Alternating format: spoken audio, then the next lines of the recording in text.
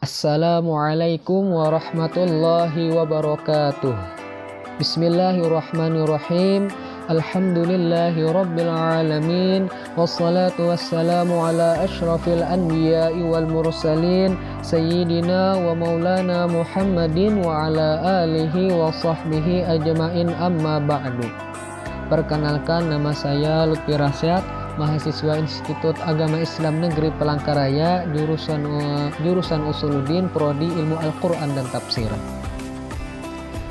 Pada kesempatan yang berbahagia ini, saya ingin mengajak kepada seluruh para sahabat saya yang menonton video ini untuk sama-sama kita mentadaburi surah Al-Asr juz 30 yang berbunyi, A'udzu billahi minasyaitonir rajim. Bismillahirrahmanirrahim. Wal 'asr innal insana lafi khusr illal ladzina amanu wa 'amilus solihati wa tawasaw bil haqqi wa tawasaw bis sabr. Artinya, demi masa sesungguhnya manusia itu benar-benar dalam kerugian, kecuali orang-orang yang beriman dan mengerjakan amal soleh dan nasihat menasehati supaya mentaati kebenaran dan nasihat mentaati supaya menetapi kebenaran. Asbabun nuzul yang dijelaskan oleh Syekh Muhammad Abduh. Pada zaman dahulu, orang Arab jahiliyah biasa bersantai di waktu asar. Mereka bercengkrama dan bercanda hingga saling menyinggung dan akhirnya terjadi perselisihan dan permusuhan di antara mereka. Mereka pun mengutuk waktu asar ini, maka Allah Subhanahu wa taala menurunkan surah ini untuk memberikan peringatan kepada mereka bahwa bukan waktu asar yang salah, tetapi merekalah yang salah. Surah ini terdiri dari 3 ayat, merupakan surah Makkiyah. Surah ini merupakan surah ke-13 yang diturunkan kepada Rasulullah SAW. Langsung saja kita memasuki ayat yang pertama yang berbunyi wal 'asr, demi masa. Para mufasir memaknai al-'asr ini ada 3 makna. Yang pertama, waktu secara umum, yaitu waktu yang kita lalui dari detik ke detik, dari hari ke hari. Yang kedua adalah waktu asar. Yang ketiga, masa Rasulullah. Tapi dari 3 makna tersebut, mayoritas ulama lebih memaknai ke makna yang pertama, yaitu waktu secara umum, yaitu waktu yang kita lalui dari detik ke detik atau dari hari ke hari. Wal 'asr. Di sini pada ayat pertama ini Allah menggunakan waw qasam atau sumpah.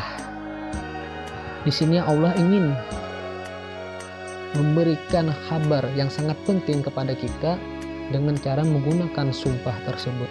Kenapa Allah menggunakan sumpah pada kata al-asr dan demi masa? Lanjutannya kita lanjut ke ayat kedua, karena innal insana lafi khusr.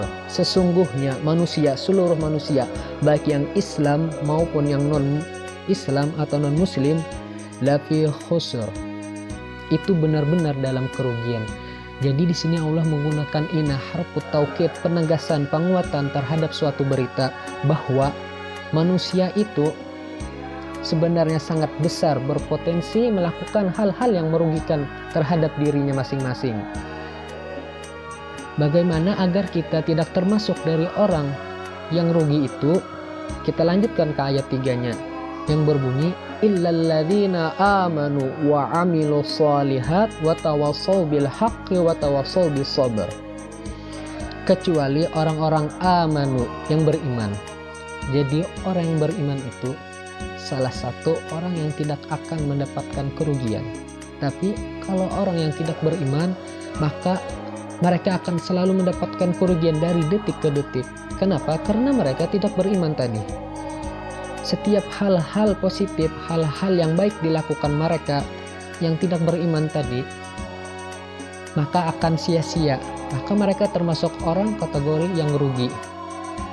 Kenapa? Karena tidak ada pembalasan bagi mereka nanti di negeri akhirat. Karena kita hidup di dunia ini, wal akhiratu khairul laka minal ula. Akhirat itu adalah yang utama. Tapi mereka melakukan kebaikan di dunia akan dibalas langsung oleh Allah kebaikan tersebut di dunia ini juga. Kenapa? Karena Allah bersifat Ar-Rahman yang Maha Pengasih. Apakah hanya cukup dengan beriman? Tidak.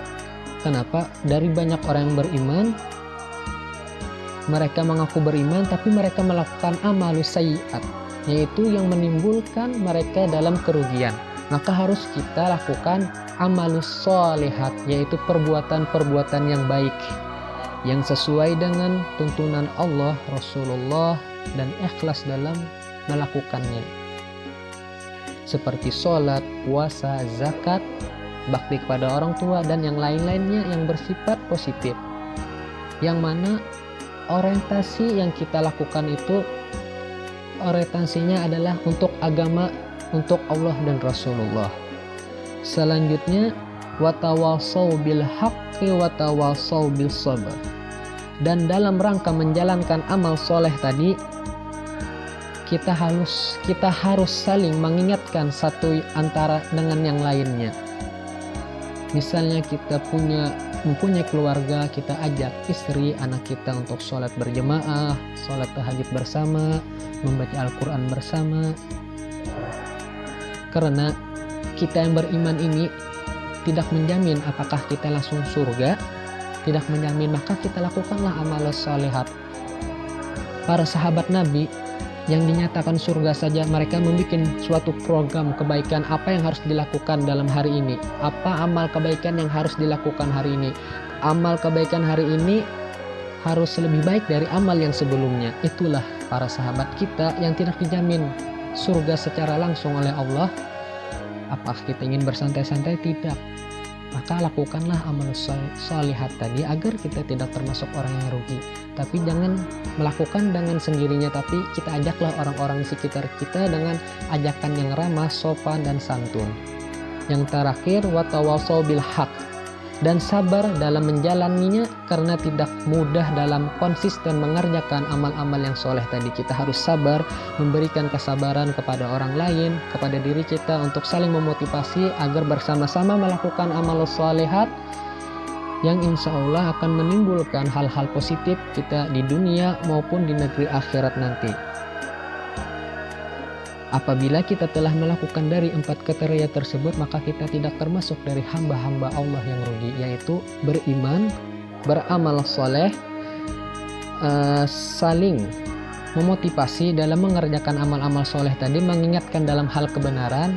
Yang terakhir, saling memotivasi dalam hal kesabaran untuk konsisten menjalankan amal soleh tadi.